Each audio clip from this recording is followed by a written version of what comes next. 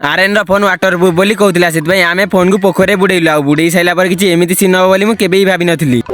चाहा खाई सारी गोटे जगह मुझे बसती मत तो किसी कम देखा जाऊन